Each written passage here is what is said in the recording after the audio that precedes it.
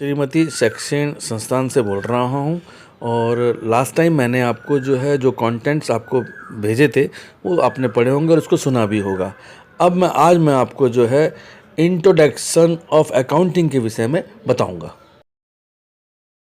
और अकाउंटिंग हम किस लिए करते हैं, थोड़ा सा मैं आपको एक ब्रीफली बता दूं कि बेसिकली हम अकाउंटिंग इसलिए करते हैं जब हम कोई बिज़नेस स्टार्ट करते हैं तो उसके लिए जो उसकी फाइनेंस, जब हम फाइनेंस बिजनेस में लगाते हैं तो उसका एक स्ट्रक्चर तैयार करते हैं जिसके अंदर हम अकाउंटिंग करते हैं, बुक कीपिंग करते हैं, प्लस अकाउंटेंसी करते हैं, प्लस उनके अंदर हम इनकम स्टेटमेंट होती हैं, प्लस पोजीशन स्टेटमेंट होती हैं, प्लस अकाउंटिंग इन्फॉर्मेशंस होती हैं, प्लस तो इस तरीके से हम उसको स्टार्ट करते हैं।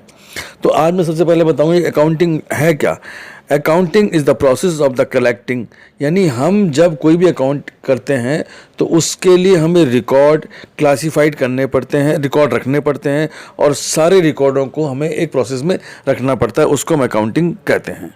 नेक्स्ट पे हम आ गए book keeping. Book keeping accounting का ही एक पार्ट है। उसमें हम अपनी किताबों को किस तरह से लिखा जाता है, किस तरीके से रखा जाता है, फाइनेंस एंड ट्रांजैक्शन को किस सिस्टम से हम रखते हैं, किस सिस्टम से हम उनको जो है किस मैनर से हम रखते हैं, तो उसको हम बुक कीपिंग कहते हैं। और तीसरा होता है accountancy. Accountancy is the system of knowledge of accounting educated how to maintain the book of accounts. इसके अंदर हमें ये देखना होता है कि हम अपनी बुक्स को किस तरीके से मेंटेन करते हैं। अब हम जो है फोर्थ लेते हैं, वो है इनकम स्टेटमेंट। इनकम स्टेटमेंट जो है वो trading and profit and loss account को जो है हम जो है वो कहते हैं स्टेटमेंट ऑफ अकाउंट करते हैं। तो इसमें कंपेयर किया जाता है कि क्या इनकम कितनी हुई और कितना लॉस हुआ है, तो इसलिए हम इनकम अकाउंट उसको कहते हैं। अच्छा, फिफ्थ में हम आ गए हैं, यह है पोजीशन अकाउंट। इस पोजीशन अकाउंट को हम बैलेंस शीट भी कह सकते हैं। ये बेसिकली जब जो बिज़नेस होता है, जिस बिज़नेस को कंपेयर करता है कि हमने फाइनेंशियल स्टेट पोजीशन जो है वो हमारी किस तरीके की है, तो इसे आप बैलेंस शीट के यूज़ में भी कर सकते हैं। जो लास्ट मंथ में trading and profit and loss account के बाद जो हमारी लास्ट मंथ है उसे पोजीशन अकाउंट भी कह सकते हैं और उसे बैलेंस शीट भी कह सकते हैं। फिर हम सिक्स्थ पे आते हैं, वो है अकाउंट इन्फॉर्मेशंस। अब अकाउंट इन्फॉर्मेशंस के अंदर अगर मैं आपको बोलूँ तो एक चीज़ होती है कि account information is use for forecasting, compare and evaluating the earning capacity in the finance position of the business।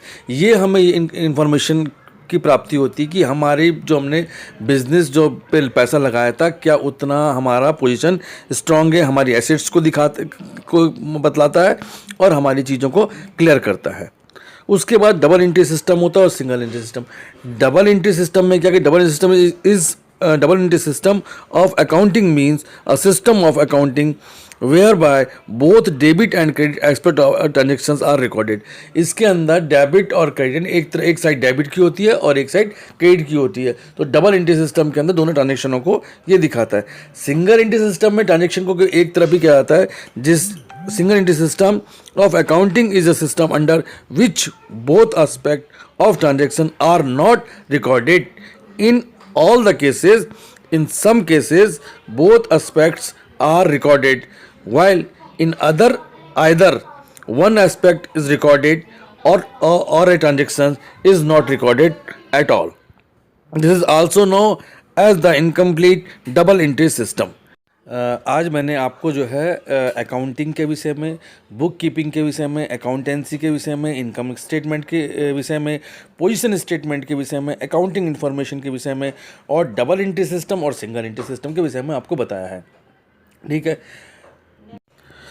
ये मैंने आपको इसके विषय में बताया और आई होप कि आप लोगों को ये सारी इन्फॉर्मेशंस क्लियर होंगी। और अगर कुछ लोगों को क्लियर ना हो पाए तो वो दोबारा से मुझे मतलब फ़ोन के द्वारा या किसी के द्वारा कांटेक्ट करके मुझे बता सकते हैं, क्योंकि अभी बेसिकली क्या है, हमारा थ्योरी का सिस्टम है। तो मैं थ्योरी के लिए अभी आपको जो है जो थ्योरी हमारी जो है चैप्टर वाइज मैं आपको पढ़ा रहा हूँ। तो इसमें सबसे बड़ी बात यह है कि अभी तो थ्योरी का ही सिलेबस चल रहा है और ये एक एक स्टेप आपको क्लियर करना चाहिए। तो इसीलिए मैंने आपको आज केवल 8 ही चीज़ों के विषय में बताया।